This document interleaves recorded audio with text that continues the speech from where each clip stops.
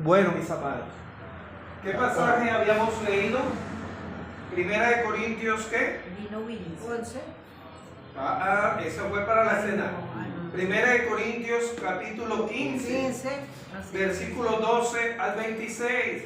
Y en el título, en la Reina Valera, dice la resurrección de los muertos. Pero entre esos muertos hay una resurrección entre todas las resurrecciones. Aquí no nos habla solamente de la resurrección de Lázaro. No nos habla de la resurrección solamente del joven hijo de la viuda de Naín, ni tampoco del hijo de la tsunamita, en la cual nos dice la escritura que Eliseo resucitó. Pero también no nos habla de el hijo de la viuda de Sarepta, en la cual Elías resucitó. Y tampoco nos habla de todas esas personas. La hija de Jairo, ¿qué edad tenía? 12 años. Fue resucitada. Si bien nos habla de los resucitados, pero nos habla especialmente de uno que resucitó como primicia. Primicia significa el primero en resucitar de esa manera. Resucitar. Históricamente, ese acontecimiento sucedió, sea hoy, sea mañana. Nosotros bíblicamente lo encontramos como el primer día de la semana, en la cual Él resucitó. Y la iglesia del primer siglo, la iglesia primitiva, se reunía ese día en las casas. Y encontramos, mis amados, que si bien eso fue un acontecimiento histórico, no fue cualquier acontecimiento. Y aquí el apóstol Pablo nos va a disertar, a explicar de manera general sobre la resurrección de los muertos, pero especialmente va a explicar sobre la resurrección gloriosa de aquel que siendo Dios se hizo como usted y como yo, pero sin pecado, sin pecado. Y el título de esta disertación va a ser: la resurrección de Jesucristo es el fundamento, escuche bien, el fundamento principal de la fe cristiana. Es el fundamento principal de la fe cristiana y la garantía de la resurrección futura de todo aquel que ha creído en Dios, en Cristo, de nuestros familiares, de nuestros hermanos en Cristo, la esperanza de que van a resucitar, y no cualquier acto de resurrección como la que tuvo Lázaro y volvió a morir. No. La Biblia dice un cuerpo transformado, un cuerpo glorificado, porque no ni carne ni sangre va a entrar allá. Ese Dios santo, ese Dios puro, en la cual Jesús en el Evangelio de Juan le va a decir a María: no me toques, todavía no me he presentado al Padre. Y luego va a presentarse, dice este mismo capítulo 15, a más de 500 personas. Imagínense, con un cuerpo transformado, resucitado. Mis amados, cuando aquí el apóstol Pablo, en la primera epístola a los Corintios, capítulo 15, versículo 12 al 26, él nos quiere enseñar. La palabra enseñar es señalar, instruir, aclarar, explicar que esta resurrección, si no hubiera ocurrido, escuche bien, si no hubiera ocurrido, si bien Cristo murió por el pecado, pero si no hubiera resucitado, va a decir unas consecuencias desagradables, tristes, vergonzosas. Por eso aquí en este pasaje el apóstol Pablo va a explicar 5 aspectos importantes. El primero es: la resurrección de Cristo es real. Es real. No solamente, ¿sí? No solamente es algo en la cual este libro, que es la palabra de Dios, lo contiene, sino que sí ocurrió. Y es una evidencia que Él resucitó. Y no resucitó luego, y recalco, de la misma manera cuando Él dijo consumado es, dice que hubo un terremoto y muchas de las tumbas de los santos que habían muerto resucitaron, pero volvieron a morir. Fue este primer aspecto de la resurrección de Cristo es real. La segunda, las consecuencias de negar la resurrección. Hay consecuencias. Tercero, Cristo como primicia de esa resurrección. Cuarto, el orden de la resurrección. Y por último, derrota final de la muerte. ¿Cuántos de nosotros hemos derramado nuestras lágrimas por familiares, por hermanos en Cristo, que sabemos que no han muerto sin esperanza, pero lloramos porque queremos tenerlos a ellos, a ese hermano, esa hermana, ese siervo, esa sierva, esa criatura, esa niña que ya no está, y queremos tenerle, y hemos llorado y todavía hacemos duelo, porque el duelo nos acompaña, pero el dolor, el sufrimiento no, porque tenemos esperanza de que es un hasta luego.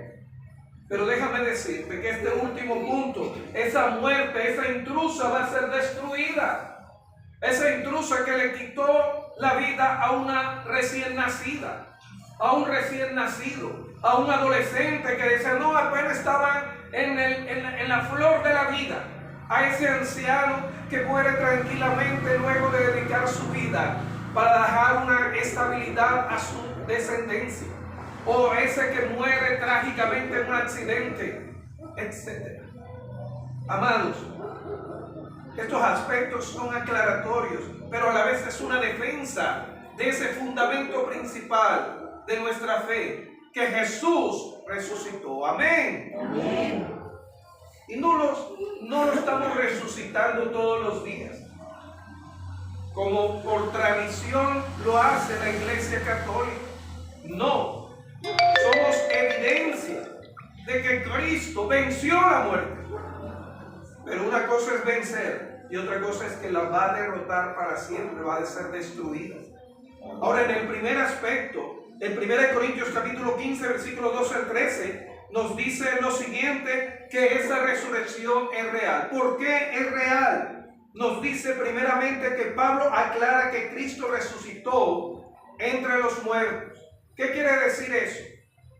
Que los que hayan resucitado anteriormente y los que están muertos siguieron ahí, pero Él no está en la tumba, ni está en el Hades, no está en el lugar de los muertos, está a la diestra ¿de quién? Del Padre, intercediendo por usted y por mí. Déjame decir que la palabra de Dios nos enseña que Él resucitó. Ahora, al Él resucitar de esa manera gloriosa, va a establecer esa base de esperanza. La esperanza es certeza divina, es una certeza, no hay lugar para duda. Pero también, escuche bien, la resurrección de Jesucristo no es una metáfora. Cuando uno enseña, como dice el apóstol Pablo en el capítulo 6 de Romanos, que el bautismo es una representación, una metáfora, es una representación en la cual cuando uno sumerge a esa persona que reconoce que Jesús es su Salvador y reconoce sus pecados, cuando está sumergido es como si estuviera sepultado, pero esa persona no está sepultada, es una representación. Y cuando es emergida, está resucitando, pero esa persona está saliendo, ya sea de un bautisterio, de una piscina, del mar, del río, de la quebrada, una representación, ¿sí? Pero la resurrección de Cristo no es una metáfora, no es una imaginación de que Él estuvo, no, Él resucitó, se levantó entre los muertos. Y aún así, aquí nos dice que se presentó a más de 500 personas, a 40. Se presentó primeramente ¿a quién? A María, ¿qué? Magdalena. ¿Sí? ¿A quién buscáis? ¿A quién buscáis? ¿Sí? ¿Por qué buscáis entre los muertos? Al que vive. Al que vive. Al que vive. Mis amados. Y encontramos igualmente que ese Cristo resucitado como garantía para nuestra fe en Él es un hecho. Es un hecho. Es un hecho. Es un hecho por la transformación que ha hecho en usted y en mi vida, en la cual resucitó para darnos vida, y no cualquier vida, vida en abundancia, en abundancia. Amén. Amén. Y encontramos que anteriormente se negaba sobre la resurrección. Los saduceos no creían en la resurrección de los muertos, los saduceos, pero también diferentes sectas y filosofías pensaban que Jesús había resucitado solamente espiritualmente y no físicamente. Luego el apóstol Juan, en la primera epístola a Juan, usted lo puede leer, en la cual él explica que Jesús resucitó físicamente, fue transformado ese cuerpo. Amén. Ahora encontramos también el segundo aspecto. Hay una consecuencia de negar la resurrección. Nos dice el capítulo 15, 1 Corintios, versículos 14 y 19, en la cual empieza con una negativa. El apóstol Pablo dice: si los muertos no resucitan, entonces Cristo tampoco resucitó. Ahora bien, escuche, si usted lee los últimos capítulos de los evangelios, va a encontrar que la guardia fue ¿qué? Sobornada para que dijeran que sus discípulos lo habían robado. Lo habían robado. ¿Sí? Y algunos van a decir que ni siquiera fue Jesús el que fue crucificado. Miren toda esa gran mentira. Pero sabemos que esos de los cuales, esos 11, ¿sí? Porque sabemos que luego el que traicionó, ¿sí? Se suicidó, se quitó la vida, Judas.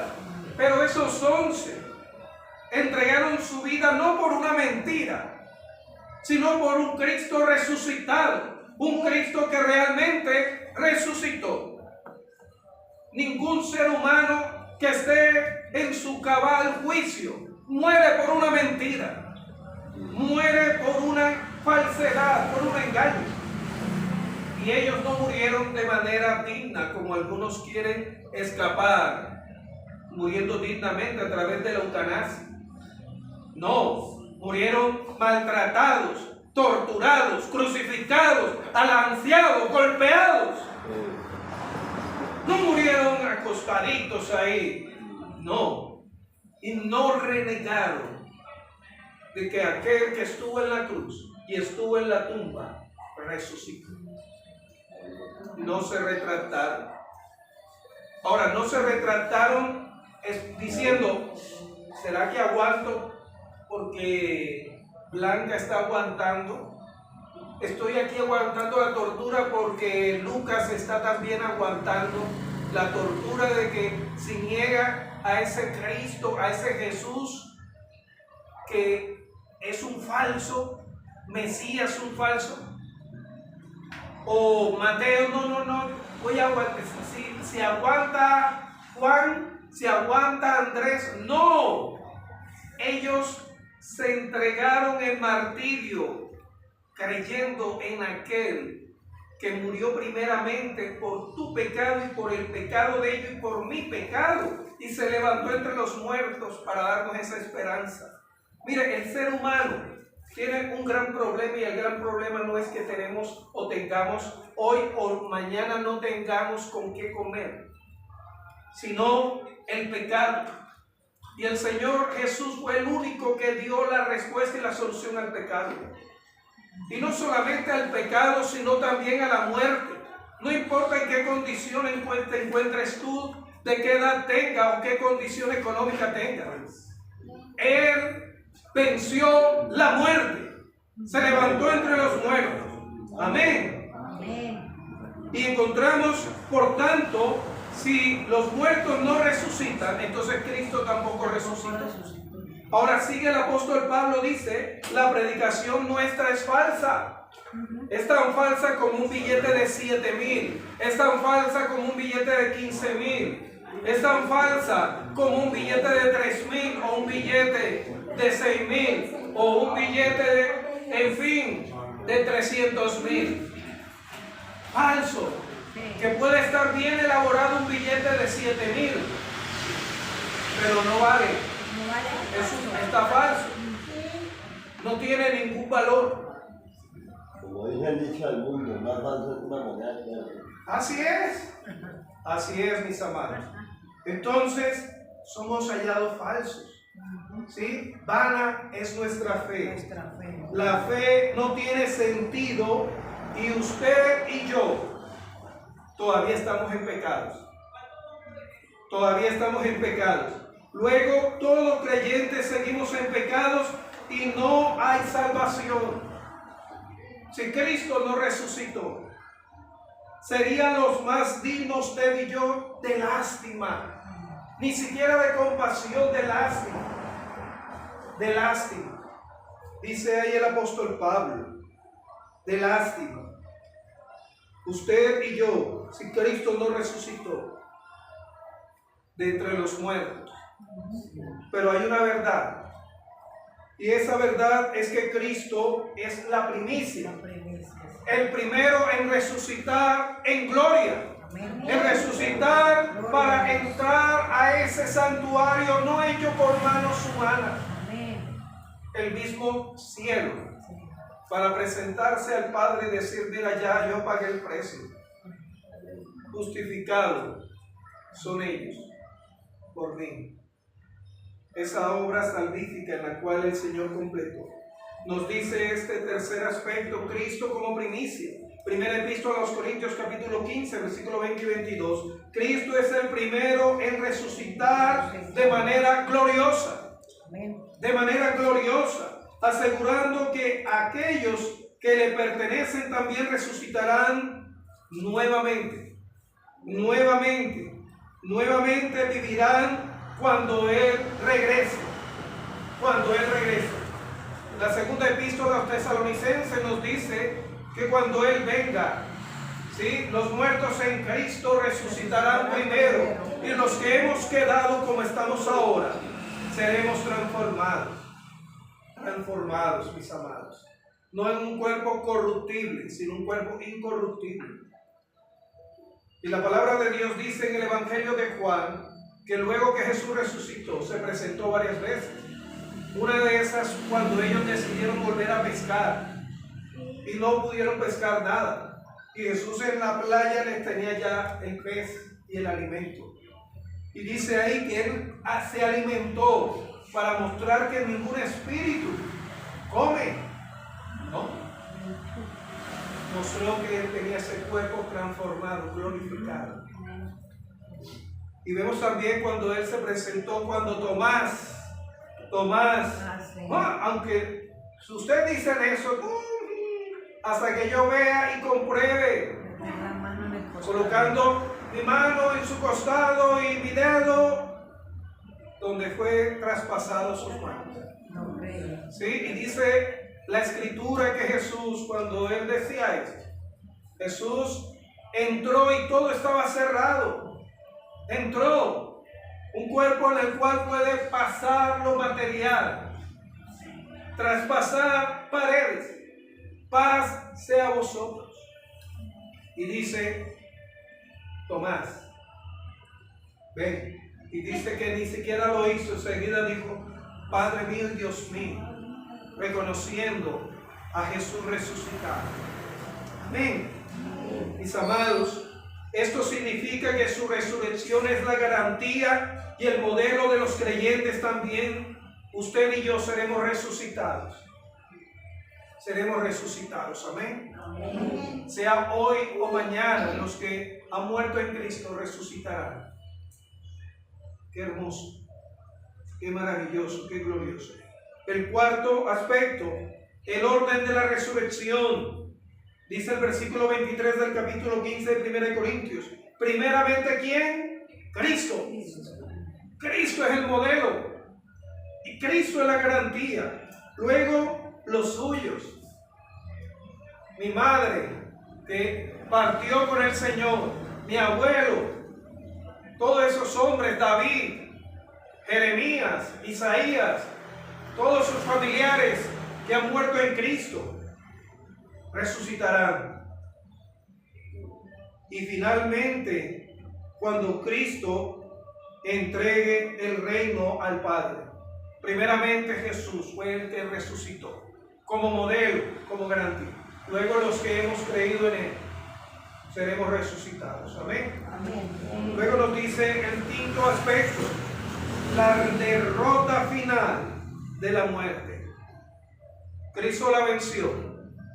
Cristo la venció al resucitar en gloria, en la cual ya Él anticipaba, dice Juan capítulo 11, cuando le dice a Marta y a María, que si crees verás la gloria de Dios. No te he dicho que yo soy la resurrección y vida, el que cree en mí, aunque esté muerto, vivirá. Y no dice vivirá en la mente de los que están vivos, porque es una forma, porque yo guardo los recuerdos de esos familiares y de esas personas que estuvieron en vida terrenal, pero ya no están. Pero acá dice vivirán eternamente, serán resucitados. Mis amados hermanos, y nos dice aquí el versículo 24 y 26 de 1 Corintios capítulo 15. Permítame leer estos últimos versículos, versículo 24 y 26. Dice así la palabra de Dios: luego el fin, cuando entregue Jesús el reino al Dios y Padre, cuando haya suprimido todo dominio, toda autoridad y potencia, porque preciso es que Él reine hasta que haya puesto a todos sus enemigos debajo de sus pies. Versículo 26. Grábelo en su corazón y en su mente. Y el postrer enemigo, el enemigo último, que será destruido, ¿es quién? La muerte. La muerte. Luego vemos en Apocalipsis que nos muestra cómo va a ser destruida la muerte. Nos dice ahí Apocalipsis. Vamos a Apocalipsis rápidamente, mis amados, en la cual ahí a Juan se le anticipa en visión cómo va a ser destruida la muerte. Nos dice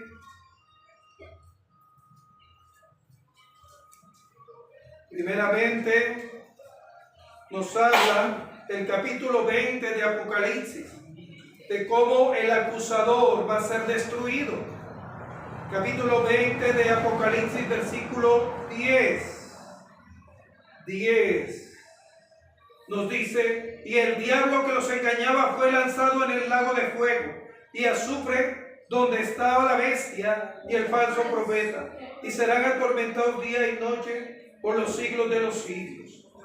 Nos dice ahí. Luego nos dice seguidamente, nos sigue diciendo en el versículo 11: y vi un gran trono blanco y al que estaba sentado en él, de delante del cual huyeron la tierra y el cielo, y ningún lugar se encontraba para ellos. Y vi a los muertos grandes y pequeños de pie ante Dios, y los libros fueron abiertos, y otros libros fueron abiertos, el cual es el libro de la vida.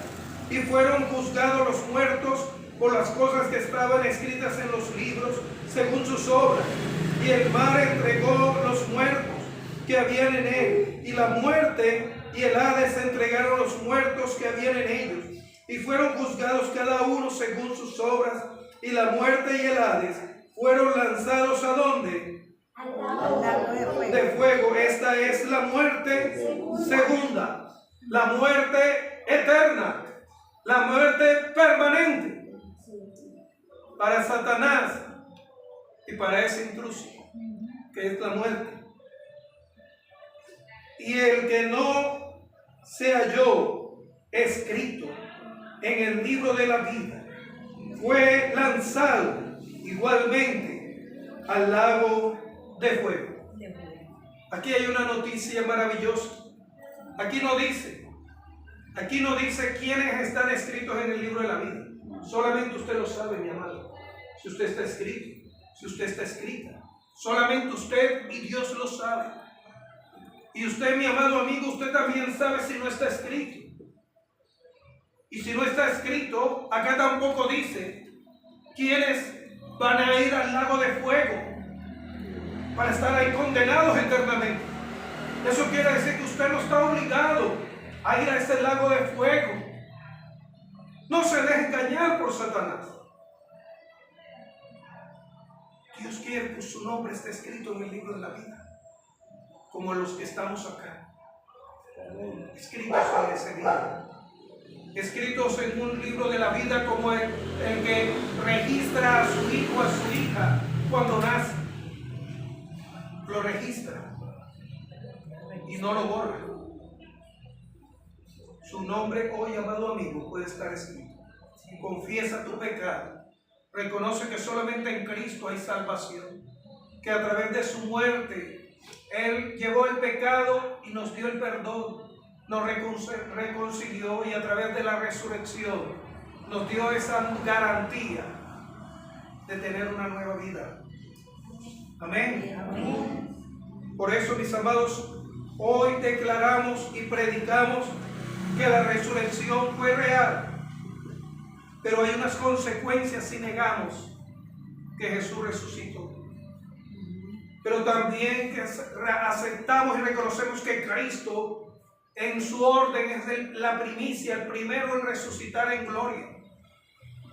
Pero también que Él va a derrotar a la muerte, a la muerte, a la muerte. Poderoso Padre Celestial, Señor, aquí estamos, para vida o para muerte, para vida para seguir obedeciendo, y para muerte para un día resucitar entre los muertos para estar contigo. Gracias, gracias porque en ti hay vida y vida en abundancia, no solamente una vida temporal, viviendo para ti, Señor, obedeciendo, sino una vida como esperanza real, en la cual te veremos cara a cara, sea hoy o sea mañana. Gracias por mis hermanos. Sea usted sanando cualquier cuerpo enfermo, adolorido. Sea usted trayendo convicción de pecado para arrepentimiento y salvación. Por tu gran nombre te lo pido, en gloria y honor tuyo. En Cristo Jesús. Amén.